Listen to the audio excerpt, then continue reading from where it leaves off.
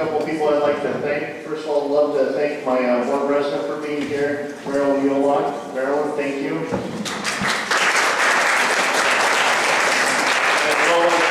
well as our board members who came tonight.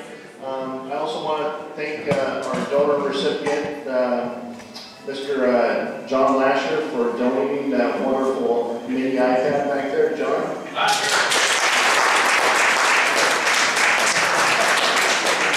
I especially want to thank every one of you for coming out tonight. I appreciate it. Tonight, we're here for National Human Rights Day, International Human Rights Day, and to support that and be a part of that. Be a part of dignity and respect for all. On this day, there's a special person that we want to give an award to. The board and myself has elected for this person to receive an award. We're happy that they're willing to receive the award as well. The award, let me tell you about the award itself. It's the Tony Stewart Human Rights Internet Education Award. Tony Stewart. Can we turn that off first? The overhead. But Tony Stewart, if you don't know who Tony Stewart is, you need to leave right now.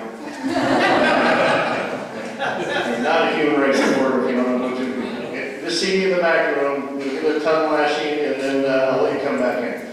But Tony, a wonderful educator, a human rights supporter, one of my personal heroes, somebody I can call a friend, and somebody I learn from and get educated from every day.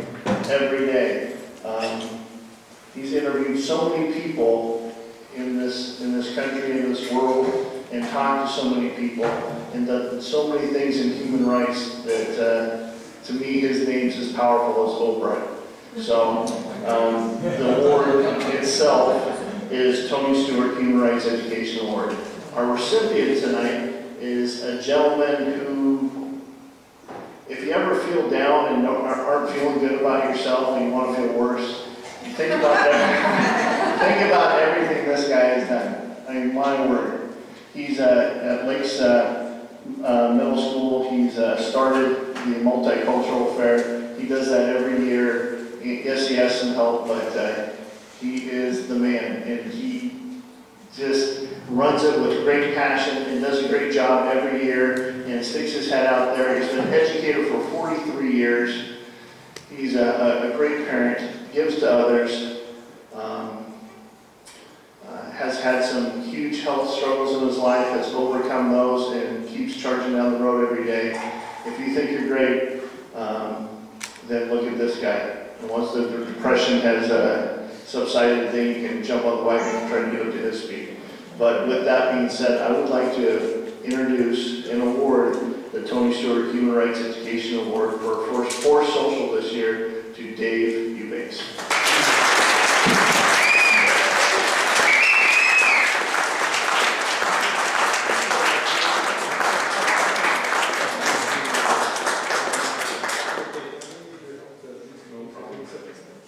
Well, I guess we better sit on that. Okay. Yeah. That's what it says. Tony Stewart Human Rights Education Award. He can even read backwards. It looks different from the front. Yeah. Thank you. Thank you, Tom. Don't go away. Yeah. Hey, I'm a little bit nervous.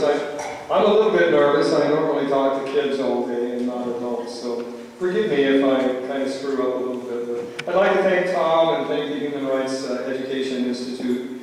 And I'm honored and deeply humbled to receive this award, particularly on this day, December 10th, a day celebrated all around the world as Human Rights Day. I have a brief PowerPoint presentation to share with you on the Lakes Middle School Multicultural Faire. But before I begin, I'd like to offer a couple of perspectives, personal perspectives. Perspectives from someone who has raised 10 children, who has 7 grandchildren, and who has taught public school for 43 years. I need to get some things off my chest. Our kids today, those under 18, are probably going to live through most of the 21st century.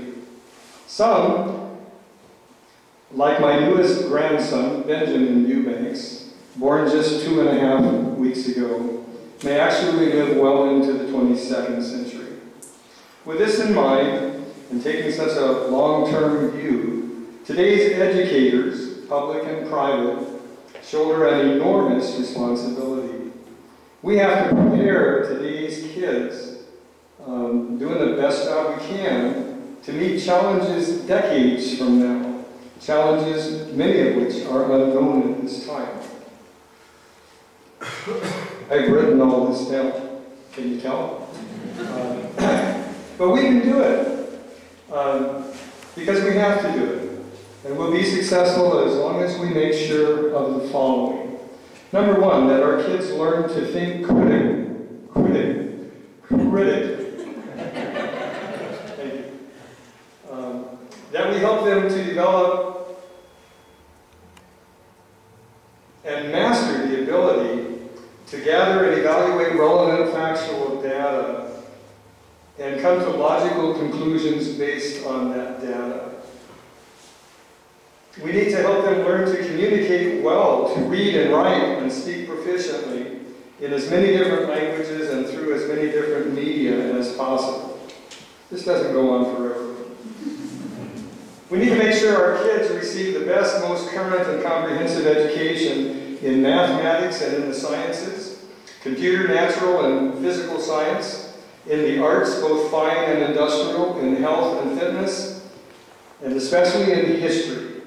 For we know, for all of us here in this room tonight, we know what happens to those who can't remember the past.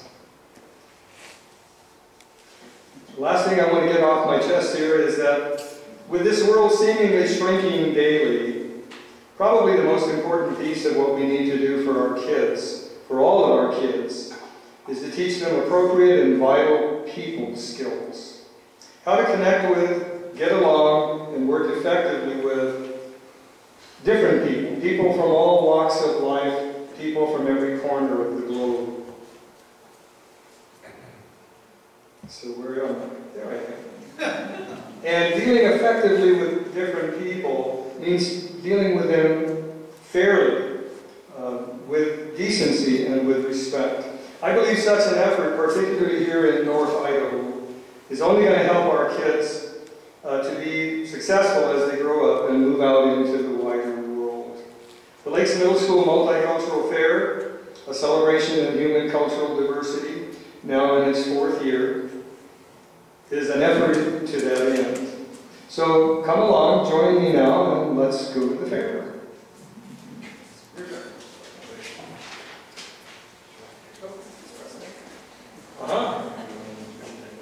Yeah, okay. Hey dude, welcome to the fair.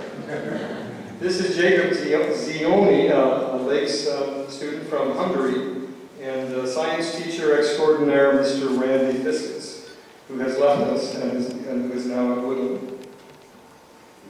And this is an image of the fair, pretty much in the middle of it, when it was